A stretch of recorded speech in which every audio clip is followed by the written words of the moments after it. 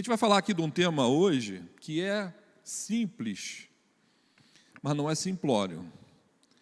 Ele talvez seja muito acessível no ouvir, mas talvez nós tenhamos ou estejamos negligenciando no seu executar.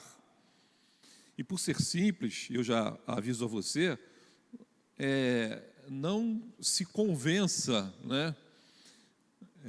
Eu comecei a tomar um pouco de vergonha na cara em termos de fazer exercício físico. Pode não parecer, mas estou começando, né? E a gente começa com exercício, lá o instrutor chega e diz: esse peso está bom? Não, está bom, eu consigo bem. Só que depois da segunda, da terceira série, aquele peso que começou com 5 quilos parece que tem 1 tonelada. Porque parece, num primeiro momento, que você vai dar conta. E ele tem um pouco mais de dificuldade. Por isso que eu entendo ser relevante o tema que eu vou trazer hoje para vocês aqui. Eu queria que vocês abrissem o texto.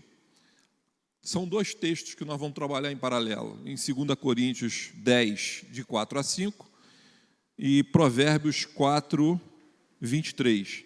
Queria que colocasse na tela para as pessoas de casa verem. Hoje nós vamos fazer uma conversa bem rápida, híbrida.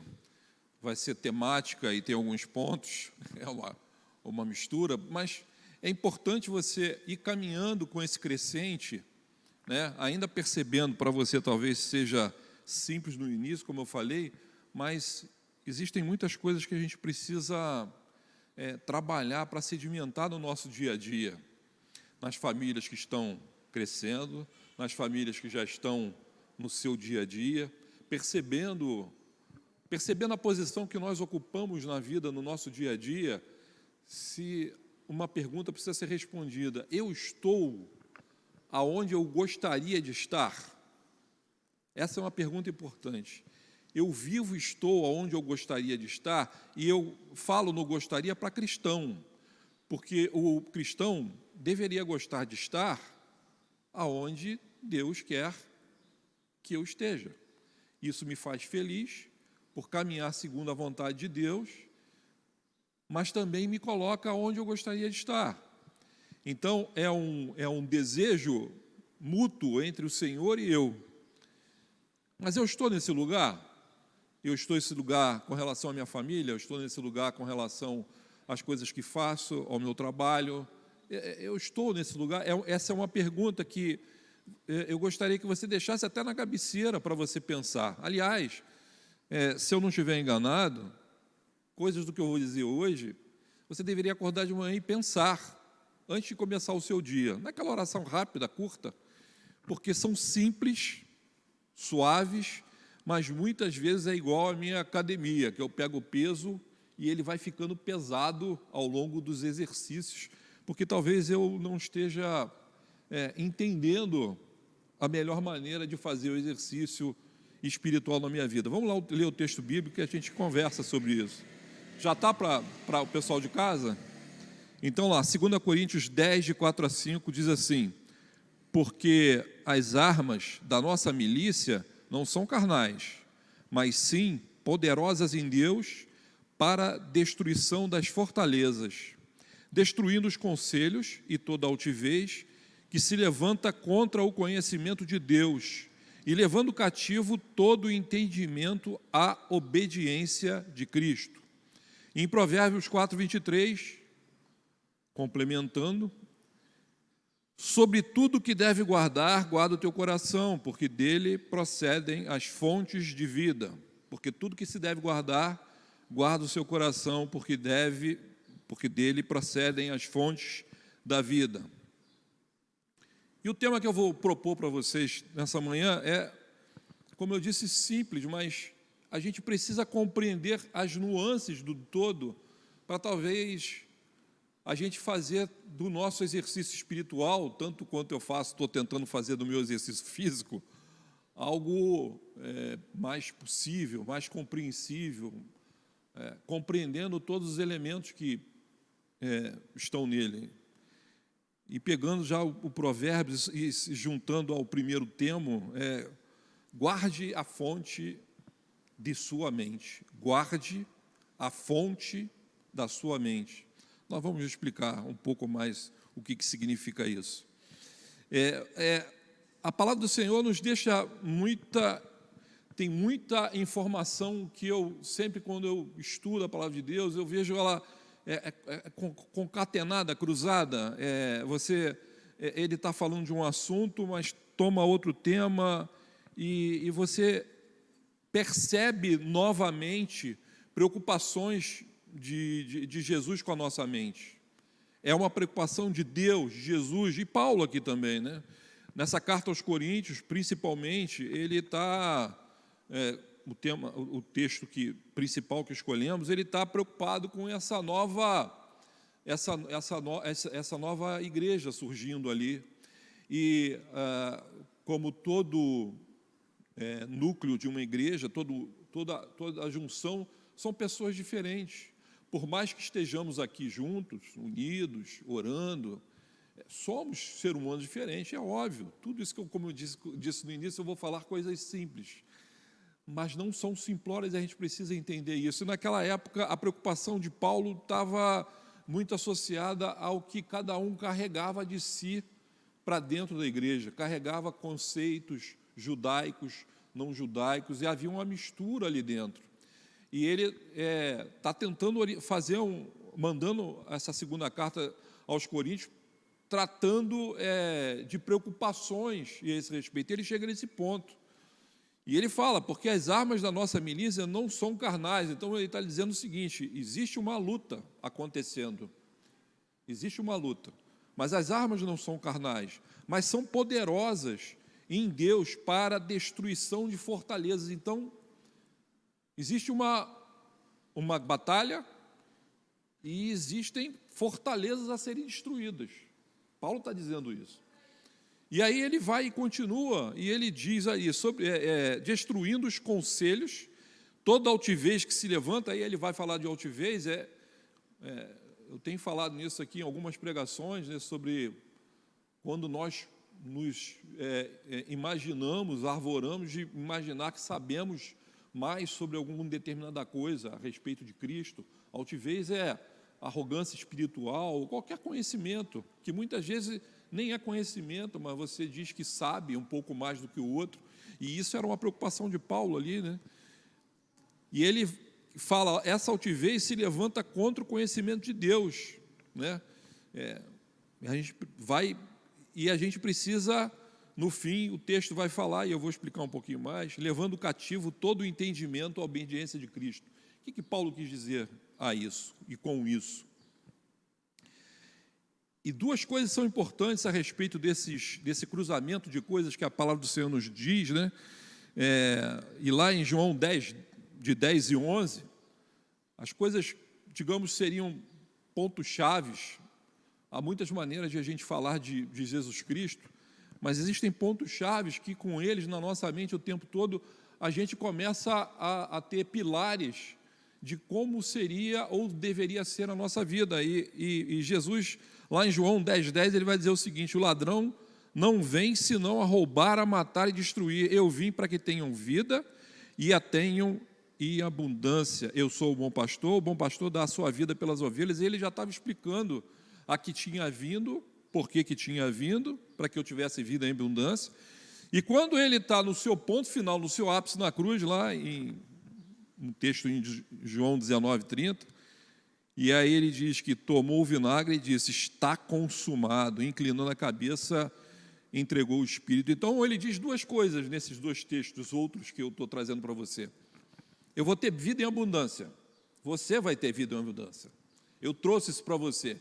E está consumado. Se você juntar as duas coisas, vou dizer assim, bom, está consumado, vida em abundância, o que está acontecendo para que isso hoje não seja verdade no meu dia a dia? O que foi, aonde foi que eu me enganei? Não, Epifânio, mas isso, ele está se referindo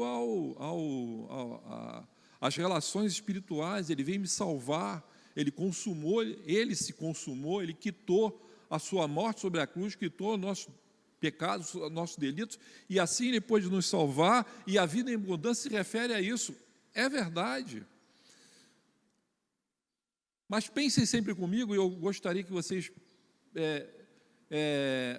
lembrassem que, se fosse assim, seria muito melhor que Jesus chegasse e nos arrebatasse a todos e nos levasse já para esse lugar de vida em abundância e que está tudo consumado. Nos deixou aqui para padecer.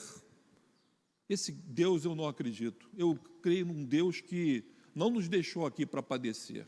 E quando Ele ofereceu vida em abundância, Ele não ofereceu só escatologicamente no futuro, depois da minha morte, mas me ofereceu a vivenciá-la aqui, como Ele a fez, como Ele veio, viveu e se entregou.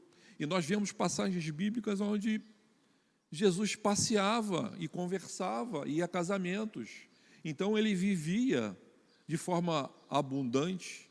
É ruim pensar que você, por exemplo, eu aqui hoje, cumpro uma tarefa como pastor de divulgar a palavra, mas se isso não for prazeroso e abundante para mim, passa a não ter sentido para a minha vida. O que eu estou fazendo é uma mentira e é forçado.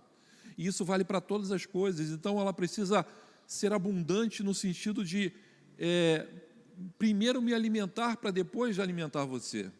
Em tudo que você faz também. Hoje, não escatologicamente, não no futuro. Então, o que está errado?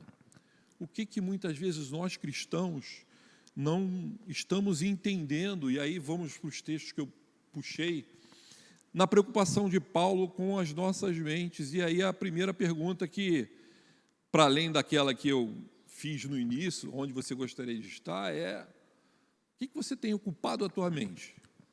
De verdade. Como? Você parar agora para pensar e anota no seu papel, fora da sua cabeça, o que a sua mente pensou essa semana, que foi mais pujante, que chamou uma... Você não imagina os problemas que eu tenho. Você não imagina as contas que eu tenho para pagar. Você não imagina as dores. Ou talvez uma tragédia familiar, uma dor, uma perda. E você vai elencando aquilo tudo. A minha pergunta não é essa. A minha pergunta é maior do que essa. O que a sua mente tem sido e você tem ocupado a ela ao longo dos meses, dias e anos da sua vida? Não agora, não as preocupações que acontecem aqui. Eu vou me arriscar muito, mesmo sabendo que eu não sou cantor. Tem uma música muito antiga, em 45 anos, acho que só o Leonardo vai se lembrar, né? Eu espero que os seus ouvidos sejam amorosos nesse momento, né? E uma música que tinha uma parte, eu cantava num coral de muito tempo atrás. Um dia, quem sabe, o Wellington faz uma versão nova aí, né? Que essa versão não está legal. E não vou cantar, eu vou só tentar articular, porque ela tem uma letrinha que é bem interessante, né? Ela diz assim: às vezes na vida falamos de coisas que não são de grande valor, falamos do tempo, dos muitos problemas que surgem no nosso viver, porém nós devemos falar de Jesus, a solução para o nosso mundo aqui, que Cristo é o Rei dos Reis, Rei dos Reis. Lembra disso, Léo? Essa era uma musiquinha que nós cantávamos, mas reparem que a letra de quem produziu essa música, ele não elimina que temos problemas, ele fala que são muitos. Ele não elimina que nós temos outros problemas que são elementares, como o tempo. Mas ele também nos diz, nos fala, que existe um Cristo, e por isso precisamos pensar nisso. Mas como fazer valer essas coisas? Pensa, então, em termos práticos, e aí eu vou tentar trabalhar com você em termos práticos. Se você teve dificuldade de pensar o que tua mente tem pensado esse tempo todo, eu queria pensar assim em termos práticos. Imagina assim, que você já imaginou que a sua mente é um lugar, e o texto bíblico vai dizer isso, nós vamos ver, em que é possível você ligar e desligar pensamentos positivos e negativos? Você já imaginou que isso é possível? Imagina a cena, né? Isso a gente vê muito em filmes americanos. E nesses filmes americanos, de repente os pais voltam para casa, e quando voltam para casa, o que aconteceu com aquele adolescente louco nos filmes? Fez uma festa na casa na ausência dos pais, chamou os vizinhos, e aquela confusão toda. E os pais chegam, o que está acontecendo aqui? E é uma confusão danada. Às vezes a nossa mente ela é muito assim, né? A gente deixa uma porta aberta para a entrada de coisas que fazem coisas na nossa mente que a gente não tinha planejado, combinado, nem nada. Só que a gente, como eu disse, caminha e faz coisas porque não imagina que a nossa mente ela pode ter uma porta fechada para as coisas que a gente não quer. Mas a minha pergunta foi, como você e a tua mente têm sido afetadas? Ela está sendo uma porta que está aberta o tempo todo? Ela é uma porta que permite que uma série de pensamentos, Fânio, mas tem uma série de coisas, uma série de pensamentos que me ocorrem, que me vêm, que ficam ali me angustiando. É verdade. E afora que você tem algum tipo de problema de saúde mental sério, e existem problemas assim, que destituem a sua mente, o Alzheimer é um deles, né? Mas a capacidade de você controlá-la, né? Dizem que esse ator Robin Williams, ele tinha uma degeneração terrível, e isso foi um dos motivos que o fez levá-lo ao suicídio, né? Porque ele perdia o controle das coisas e das falas. Ele é um ator, não controla o que seria ele. E ele se foi com 62 anos. E afora tendo um problema sério, psicológico, e eu estou falando para cristãos, você cristão, você que crê em Deus, talvez nós não tenhamos nos dado conta o prejuízo e esse controle de mente que nós precisamos ter para que nós não cheguemos na nossa casa e ela esteja uma bagunça, na nossa mente esteja uma bagunça, ocupando coisas do nosso dia a dia que não tem o menor sentido ou não deveriam caminhar ali. A gente esquece que uma série de coisas da nossa mente, do nosso dia a dia, eles funcionam como uma coisa que eu detesto. A Fabiola sabe que eu detesto. Certamente não acontece lá em casa, mas eu detesto. Não sei se acontece na sua casa. Eu lá em casa, agora então, né, lavar a louça é comigo, já que eu não cozinho, alguma coisa eu tenho que fazer, né? Então, lavar a louça é comigo. Eu detesto a esponja, eu chegar na pia, a esponja está dentro da pia. Eu não gosto disso. E tem um lugarzinho para colocar a esponja. E tem uma razão para isso. A esponja, ela é feita para sugar. Se você coloca a esponja num ambiente sujo, ela não sabe se aquele lugar é sujo ou não, porque ela é feita para sugar. E ela vai sugar uma água engordurada. Ela vai sugar a sujeira. Por mais que você esprema, aquelas partes internas dela, aqueles perfis ali, por mais não sairá tudo, acredite nisso. Em algum momento você vai ter que jogar a sua esponja. Não sei se você faz isso, lá em casa isso não acontece não, tá? Eu que não gosto.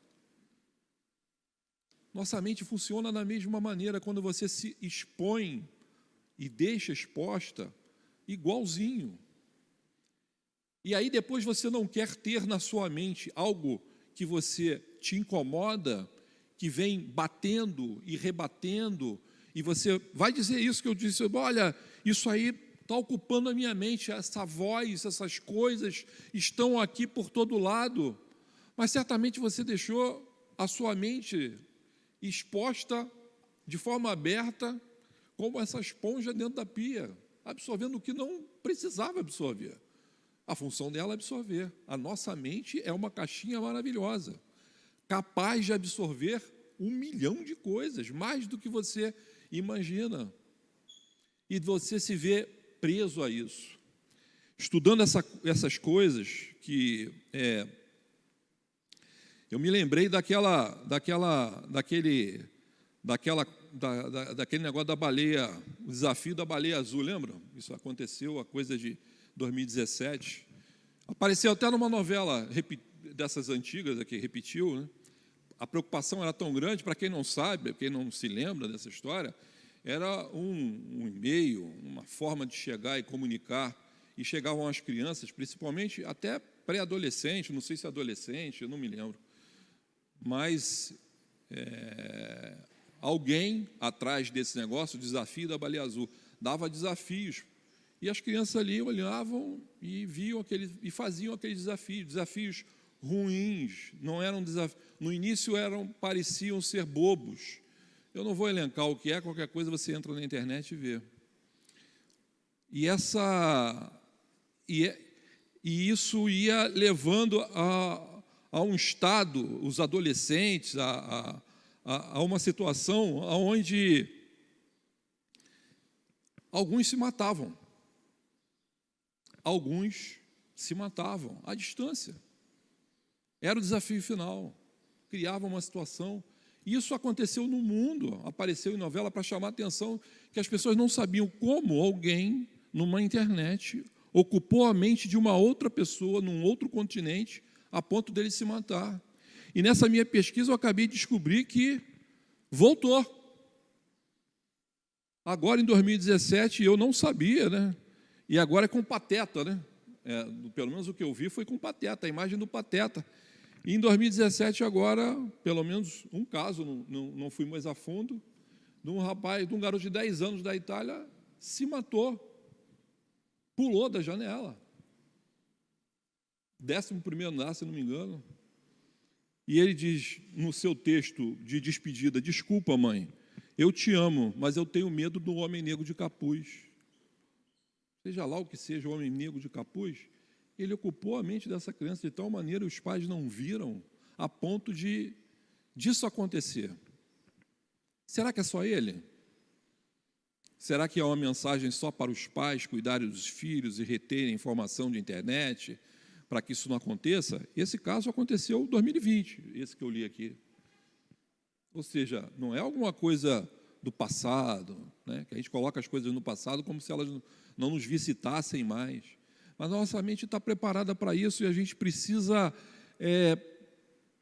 compreender que nós não podemos viver uma vida de cristãos fragmentados, cristãos que, por uma hora você recita o versículo bíblico, você vai à igreja, e por outra hora você olha para o teu quarto e teu filho pulou da janela.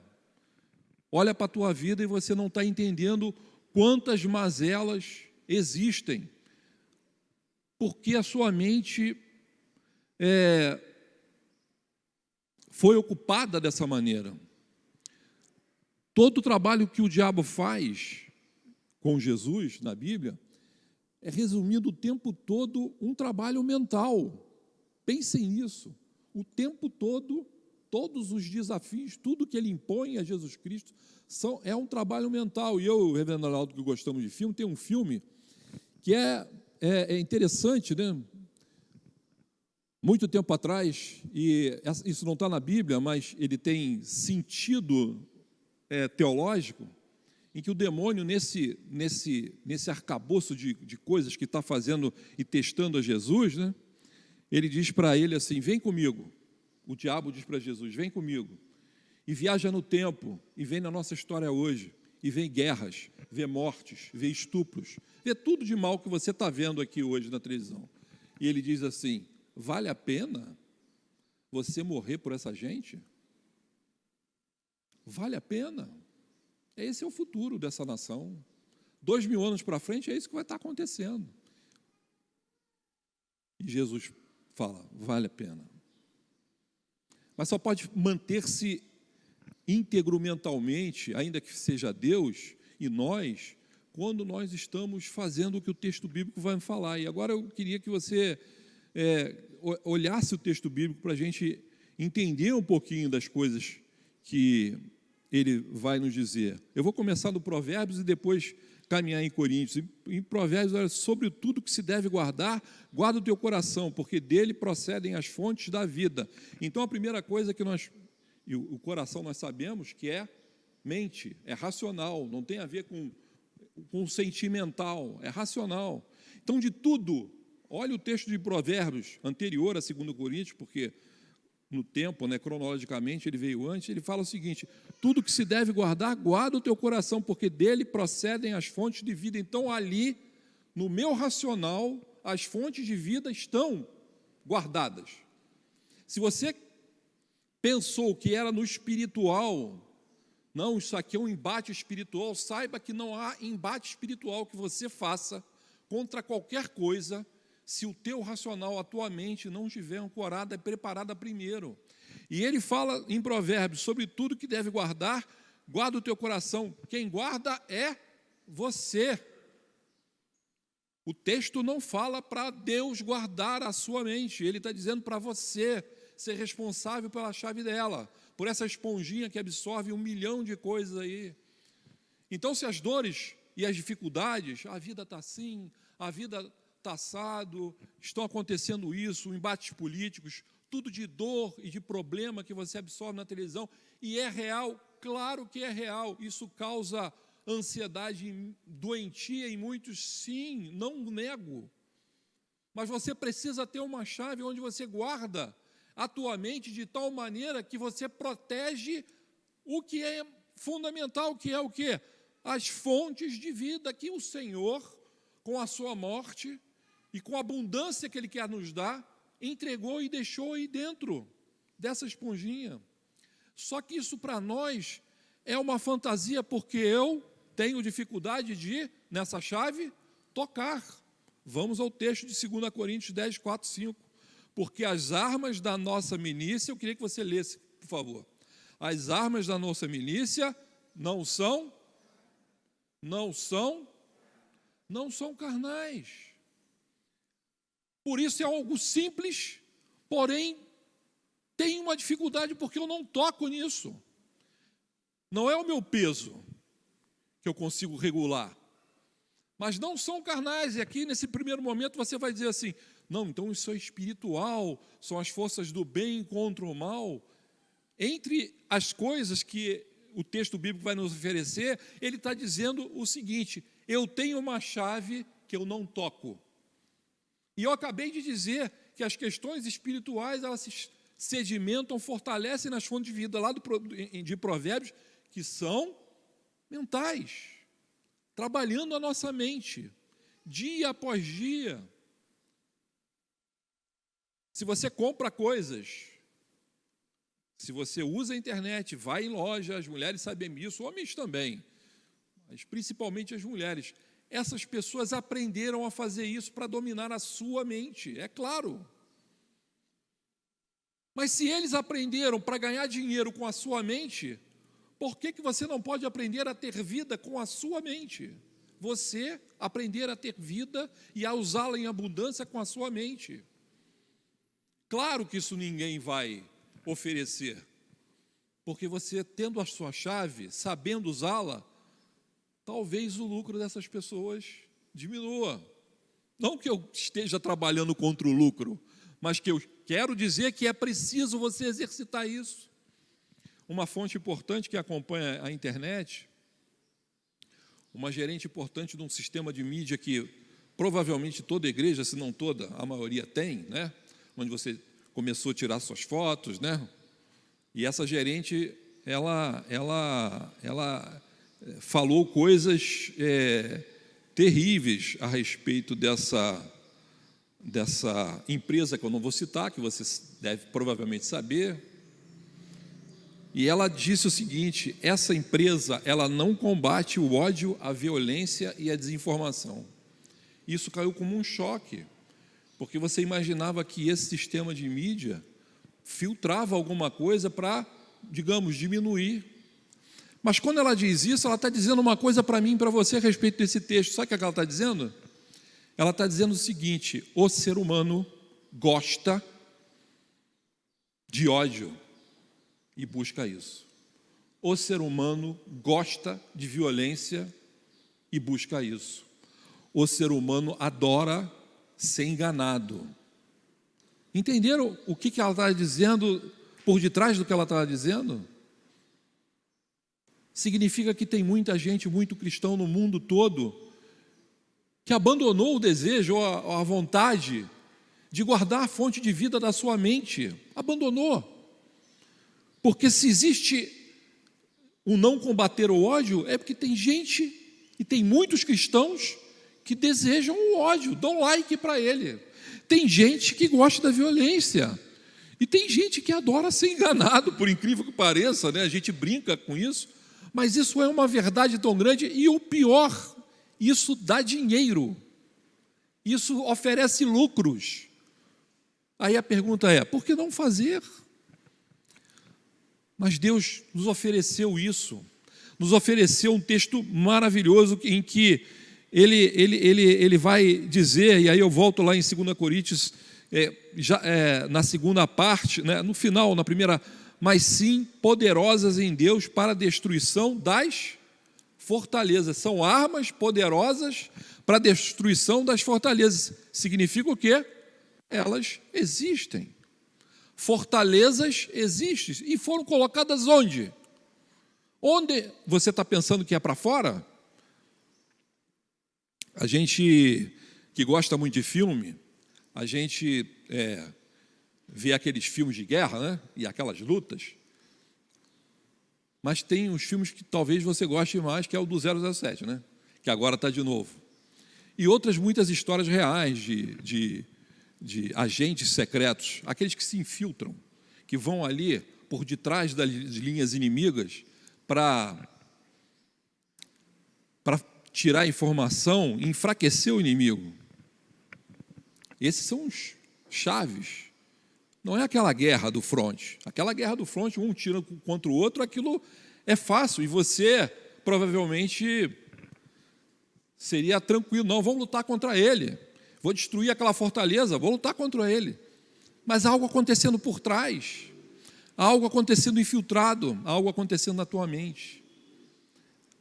Então, quando você pensa que você está forte do Espírito Santo de Deus, instituído, mas há muitas portas abertas na sua mente que você já permitiu se enfraquecer e não se enrijecer a ponto de poder lutar contra isso. Você diz, eu estou preparado, eu sou de Deus, eu oro, mas a sua mente não acompanha. Um texto bíblico muito interessante que mostra isso por uma clareza grande, pelo menos para mim, eu acredito que para você, é o momento que Pedro vê Jesus andando sobre as águas. Quando ele vê aquela tempestade, aquilo tudo, e se és verdadeiramente, diz para eu ir aí, e de Cristo diz, vem, e naqueles passos ele está caminhando. Pedro caminhou sobre as águas. Não foi só Jesus, Pedro fez isso. Nos momentos seguintes que acontecem o quê? Ele começa a perceber aquilo tudo, e por alguns passos, Pedro estava no lugar em que eu e você, como cristãos, precisamos estar, olhando para todas as coisas, e elas não afetam a nossa mente, não afetam o nosso conhecimento, a ponto de fazermos coisas maiores do que somos, porque naquele momento somos maiores. E logo depois ele começa a afundar, porque aquilo tudo, e nós vamos ver o texto que Pedro ainda vai ser trabalhado muito com Jesus ainda, até chegar ao ponto de ser avidamente utilizado por Jesus na história. Nós precisamos aprender a isso e para finalizar, entender a importância disso na nossa mente é que você, e lembra disso todo dia de manhã, por isso eu disse, você não pode ir além dos seus pensamentos, nunca. Você não é maior do que os seus pensamentos.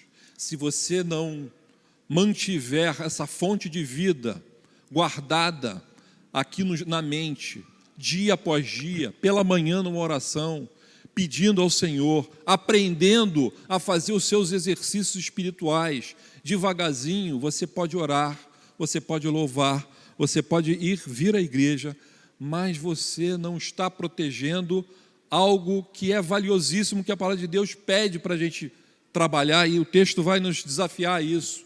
Guarda isso. O texto final, lá aqui em Coríntios, ele vai dizer alguma coisa muito interessante para finalizar. Destruindo os conselhos e toda altivez que se levanta contra o conhecimento de Deus e levando cativo todo o entendimento à obediência de Deus. Sabe o que ele está dizendo? Tudo isso que você absorveu de forma ruim na sua mente, prende, leva cativo e leva à presença de Deus. Deus, olha aqui, ó, isso não dá para mim. Isso não deveria estar aqui. Isso não deveria estar na minha casa. Isso não deveria estar na minha existência. Eu estou levando cativo. Eu quero me livrar disso. Leva cativo a presença de Deus e deixa que Ele vai tratar aquilo.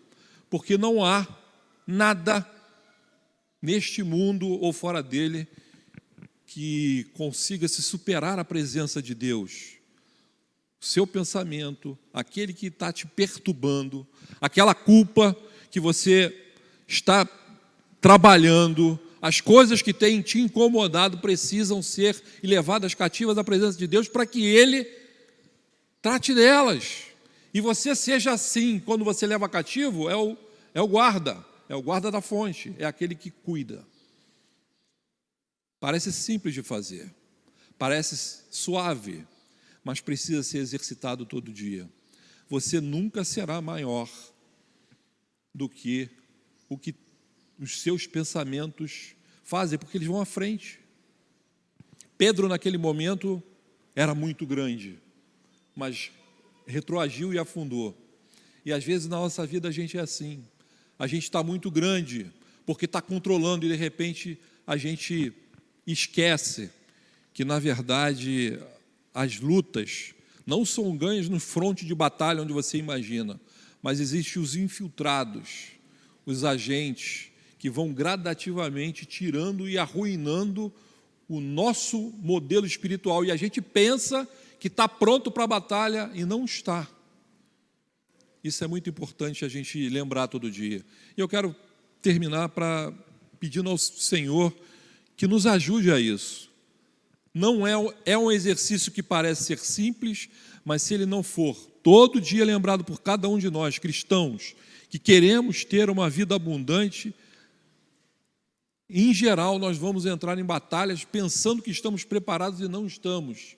E daí o sofrimento, e daí a tristeza, e aí a dor. Feche seus olhos.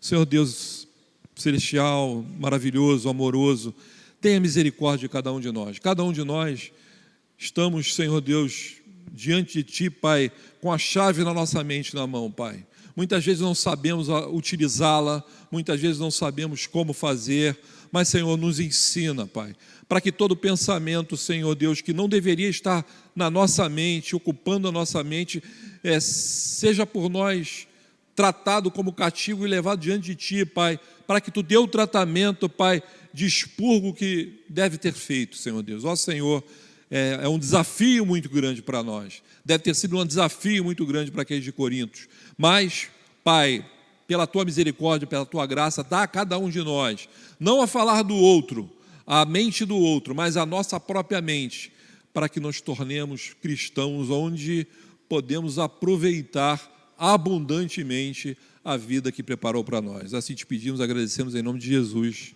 Amém.